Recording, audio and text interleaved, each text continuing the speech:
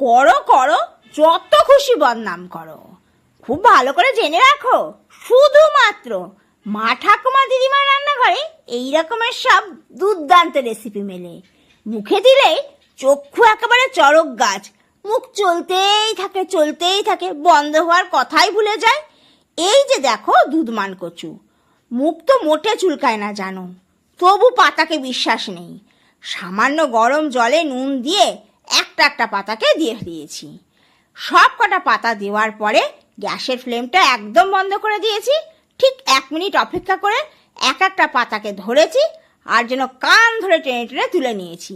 এবার একটা নেটের উপর ফেলে রেখেছি যাতে জলটা সম্পূর্ণভাবে ঝরে যায়। জল যখন ঝরে গেছে, এইবার একটা শুকনো কাপড় দিয়ে এইভাবে চেপে চেপে পাতাটা থেকে পুরো জল সরিয়ে দেব আর একদম শুকনো খটখটিয়া করে নেব। দুপিটি কিন্তু এইভাবে শুকনো করে নিয়েছি, আর কোনো চিন্তা নেই। এইবার বেশ খানিকটা চিংড়ি মাছ 1 চামচ বেসন দিয়ে ভালো করে ঘুরিয়ে নিয়েছি। সর্ষে পোস্ত কাঁচা লঙ্কা একে আলাদা করে ঘুরিয়ে নিয়েছি। সামান্য হলুদ মিশিয়েছি রঙের জন্য। যা যা দরকার সব ঠিক দিতে হবে। 2 চামচ টক দই জলটা ঝরিয়ে নিয়েছি। এতে যখন আমি পুরো মশলাটাকে ফেটাবো বেশ ঘন হবে, আর বেসন দেওয়ার জন্য একদম মাখো মাখো হয়ে যাবে। চিংড়ি মাছ একদম খুব সুন্দর করে পেস্ট হবে, কোথাও এতটুকু দানা থাকবে না।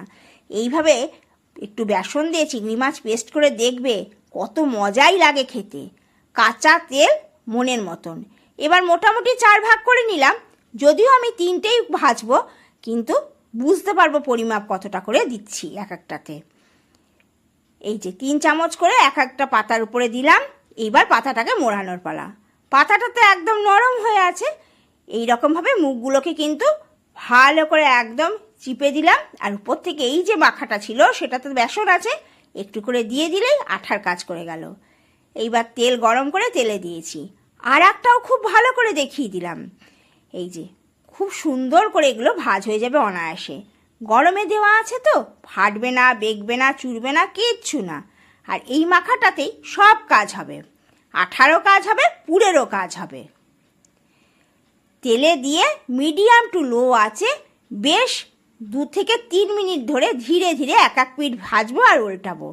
ঠিক যখন রঙটা একটু গাঢ় হয়ে আসবে পাতাটার, তখন কিন্তু পাতাটা আমি তুলে নেব। এইবার দেখো ভেতর থেকেও শক্ত হয়ে গেছে, ভেতর থেকেও খুব সুন্দর সেদ্ধ হয়েছে, উপর থেকে দারুণ হয়েছে। তবে আজ আসি, বাই বাই।